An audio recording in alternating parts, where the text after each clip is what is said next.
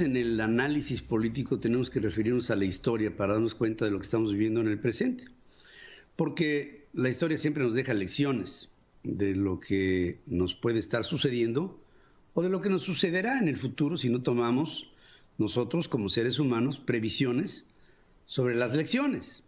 Y decía Mao, ¿no? Aquel que no conoce de su historia estará condenado a siempre tener la mente de un niño. Los partidos políticos y su análisis yo creo que son un buen ejemplo de lo que pasa cuando todo esto se construye alrededor de una sola personalidad, una persona. Los partidos fueron creados para darle causa a la democracia en esta etapa, digamos, desde el siglo XX y para acá, a través de instituciones que agrupan ideologías, tendencias, todo esto representado por grupos de líderes, grupos que le dieran cauce a todas las inquietudes de la sociedad. Muchos de los grandes atentados que se han visto a la democracia en la historia, en tiempos modernos, se han gestado cuando los partidos políticos se vuelven entidades en las que domina un solo hombre o una sola familia, una estirpe. En Estados Unidos acaba de vivirse el peor atentado en contra de su democracia en la historia de esta nación desde que es nación. Algo que se gestó en buena medida por el secuestro del Partido Republicano perpetrado por el saliente presidente Donald Trump y su familia. Revisando algunos casos de la historia, podemos ver cómo el dominio unipersonal en un partido político llevó siempre a, en la historia, dañar la democracia en diferentes instancias. Por ejemplo, hay quienes piensan que el Partido Nacional Socialista, el nazi, fue fundado por Adolfo Hitler, pero el hecho es que no fue así. Hitler comenzó a acercarse a ese partido político cuando éste, en su era más incipiente de su desempeño, hacía reuniones en tabernas a las que, a la postre, el canciller, el que sería después canciller, era enviado por el ejército en calidad de espía. Hitler llegaba a las reuniones de la Nacional Socialista en calidad de eso, de espiar y de reportarle al ejército lo que veía. En estos encuentros, Hitler encontró lo que sería su vocación a través de estridentes discursos. Se fue haciendo de liderazgo del partido político para después atraer la atención de inversionistas, patrocinadores que le dieron el poder económico, el poder político, el espacio, que terminó llevándolo primero a conquistar el Parlamento, después la Cancillería en 1933 y pues ya sobra decir qué pasó después, ¿no? Con Alemania, lo que le pasó al mundo, cuando un psicópata, un megalómano, Hitler le dio rienda suelta a sus ambiciones. Algo similar con el partido fascista republicano, que llevó al poder en Italia a Benito Mussolini, quien fue un hombre eje dominante de ese partido político, lo que le llevó a instaurar una dictadura fascista en territorio italiano. Después, una alianza con Hitler en la Segunda Guerra Mundial, lo que devastó a Italia.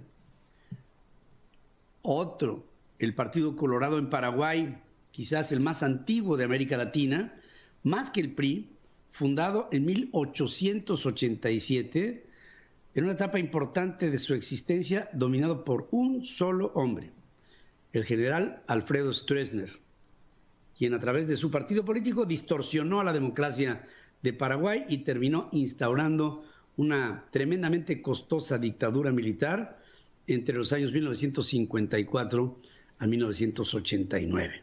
Finalmente, las dictaduras militares de América Latina se fueron extinguiendo hacia el final de los 80s y Stroessner acabó dejando el poder, exiliándose en Brasil, en donde muere, dando muestra de lo que un hombre, dominando un partido político, acabó llevando al caos a toda Paraguay en su historia. Hoy Paraguay tiene que todavía enfrentar los efectos de este retraso histórico.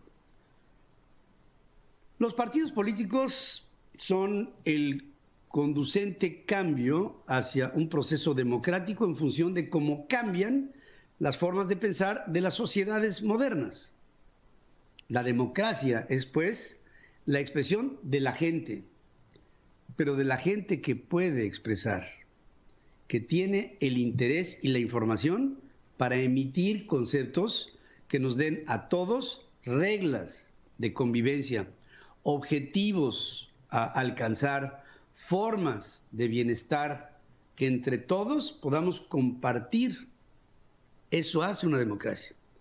La democracia a veces se gana, a veces se pierde, pero hemos encontrado que en esta etapa del siglo XXI hay hoy regímenes populistas que están encabezados por personas que tienen una característica, no saben perder. Y al no saber, en la democracia se gana o se pierde, encontrar una forma para aceptar cuando se pierde, entonces la alternativa ante la derrota es el llevar a todos al caos. El liderazgo ejercido por Donald Trump aquí en los Estados Unidos condujo a que el día de ayer este lugar, que podría ser un haz de luz de una democracia con imperfecciones, por supuesto, se viera ridículo, como decía George W. Bush, digno el día de ayer, 6 de enero 2021, como un país igual a una república bananera.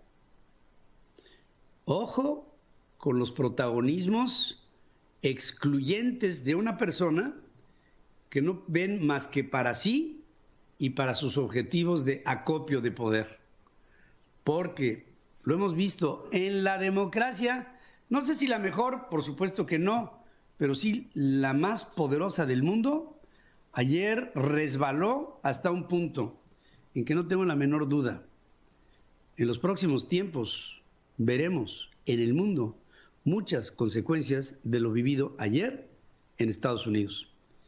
Ojo con los liderazgos unipersonales.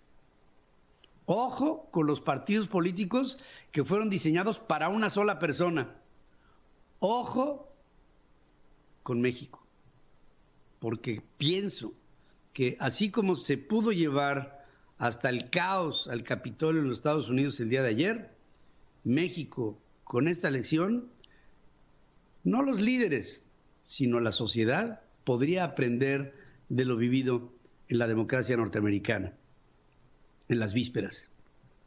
Les pido a todos que tengamos mucho cuidado para no cometer en México un error que podríamos evitar si conocemos la historia.